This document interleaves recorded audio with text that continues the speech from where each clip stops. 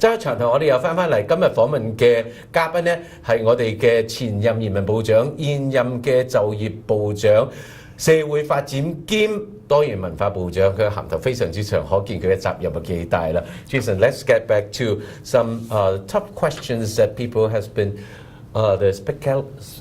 speculating for a while. I love tough questions. Yes. Number one is that last year in May, you were quoted saying the employers in Canada increasingly identifying Ireland as a great source of talent, hardworking, highly educated folks who are culturally compatible. And I think the cultural compatibility has been interpreted in a way that it spins out and was quite negatively saying that you as a multicultural minister shouldn't say something that exclusive. Would you like to take this opportunity to clarify? Yeah, absolutely. The comment I made was actually in Ireland on Irish television, and they asked me why more Irish immigrants were coming to Canada. And I said because more Canadian employers were trying to recruit Irish immigrants. So they asked why, and I said, well, the employers tell me that the Irish immigrants are culturally compatible, by which I mean they have very similar education system. Their trade and professional certification and licensing is very similar to Canada, so they have little difficulty in getting licenses to practice as professionals, as tradespeople. And their legal system is very similar to Canada. So in other words, their path to economic integration is very easy. And that's what I was sort of interpreting what the employers in Canada have told me. But the notion, I find it a bit offensive that some people have suggested I was being discriminating in favor of Irish, because if you follow me around, and I go to every different community, I always say positive things about that particular community.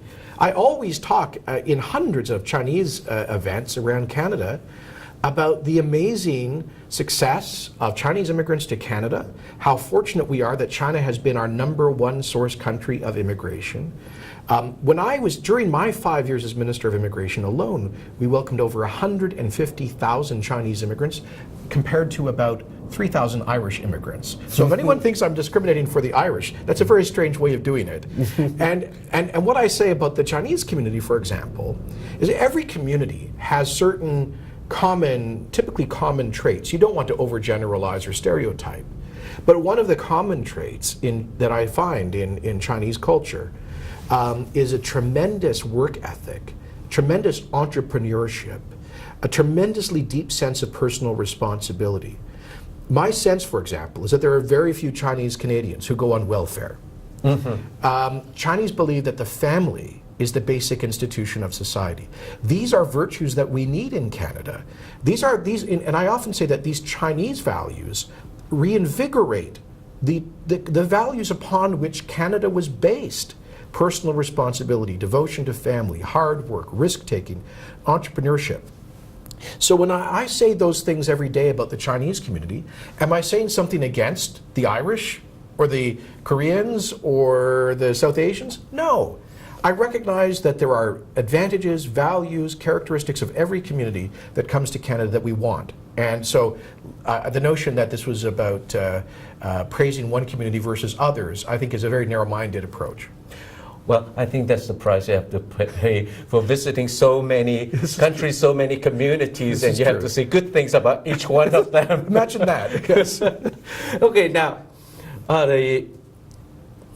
back to the Chinese community. In January 2005, you visited China at a government mission. And you have actually visited the family of then deceased Zhao Ziyang, and it was quite controversial. I think even now you are still a member of the Canada-Tibet Committee. Yes. Yes, and so you have always been perceived by many as the hawk towards China. And that, because of that impression, so a lot of your immigrant, of your immigration new measures seems to be perceived by many as targeting of limiting Chinese immigrants. I know you have covered a little bit of that. Can you elaborate on the hawk image and how you balance it with the practical measures and policies? If that were true, then it's a very strange thing that during my 5 years as Minister of Immigration, China was the top source country of immigration. Philippines came up, but China has been the top source country under our government since 2006. As I mentioned, when I was a Minister of Immigration, we welcomed over 150,000 new Chinese permanent residents just in my tenure. And since we came to office, over 250,000. So this is proof that Canada has, but first of all, our immigration system is blind. It's neutral with respect to what country people come from or what religion they are or what their maternal language is.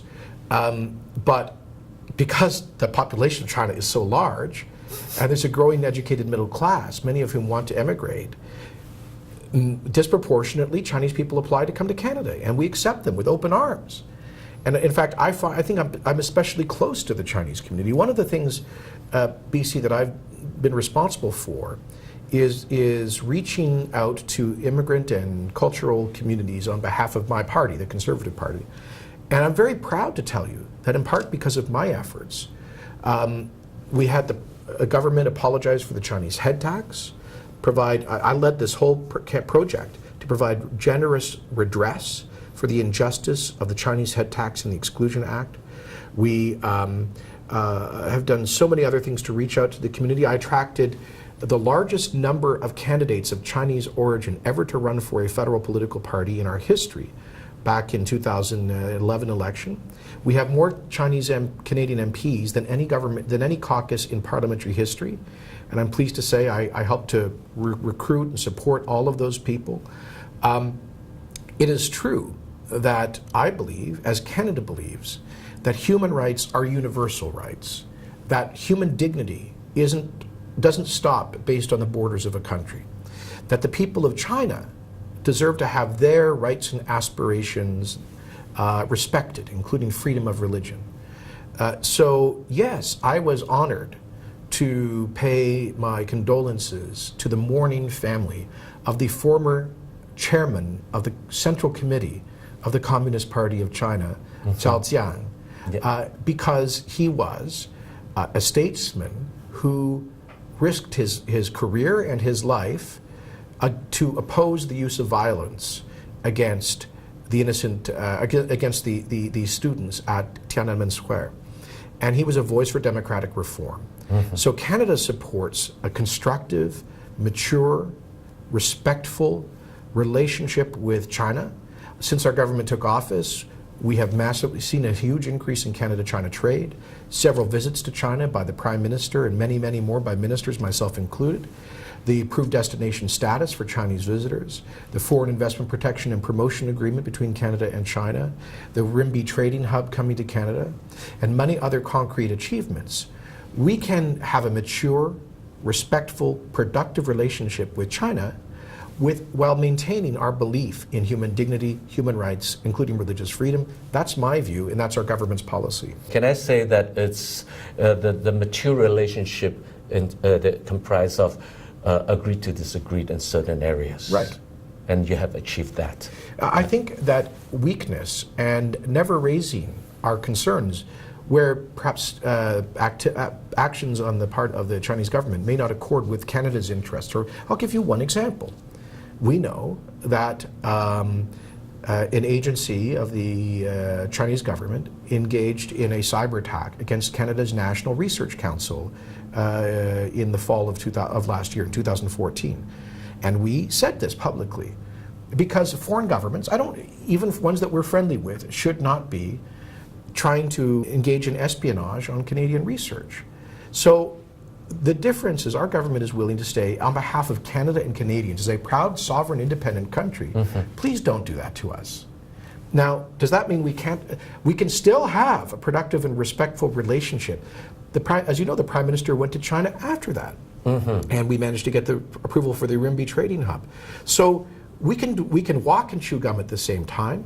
We can be mature in asserting our values and interests while also having a very productive relationship. That's my view. We have enormous respect for the people of China, and it's a relationship from which Canada benefits. But that doesn't mean we always agree with everything that China or other countries do. The next election is coming this year. First of all, there is many another speculations is that it will be earlier than October.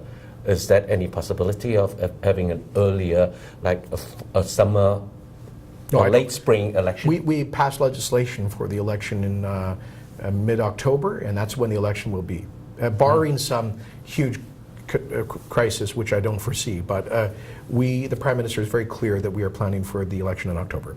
Mm-hmm. So you will, of course, will continue to run, and I've decided to offer again. Yes. Yes,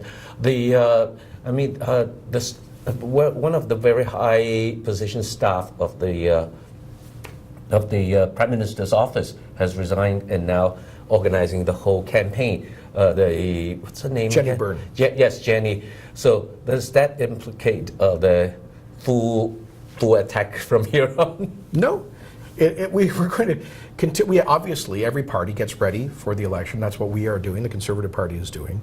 But the government is governing. Mm-hmm. The government is cutting taxes. We just delivered the family tax cut, which is going to be especially helpful to Chinese families who very often have a parent working outside the home and one at the home. They're going to benefit enormously from that, from the enhanced child care benefit. We're focused on economic growth and job creation, tax relief, a balanced budget during uncertain economic times. And obviously right now we're very focused on national security issues with the growth in international jihadi terrorism. As the Prime Minister said, the international jihadi movement has effectively declared war on countries that value freedom. And they've even attacked us here in Canada. So we have a lot of very important issues to work on as government, which we will do. Obviously, the Conservative Party will be preparing to communicate our message of economic growth, of balanced budgets, of fiscal responsibility, of national security, of safe communities. We'll be communicating that message in the fall when we get to the election. Thank you very much. And I have actually 10 more questions. Well, we'll have to come back another time. But you have to come back another time and communicate with us. Thank you, BC. Thank you very much. 我哋周一長談今日到呢處為止。我哋今日請到嘅係曾經被認為係全國被選為係最勤力，而且係一日24小時工作20小時一個部長。我哋今日好高興能夠請到佢嚟同我哋一齊分享。周一長談今日到此為止，我哋下一次再見。我係黎伯佳 BC Lee。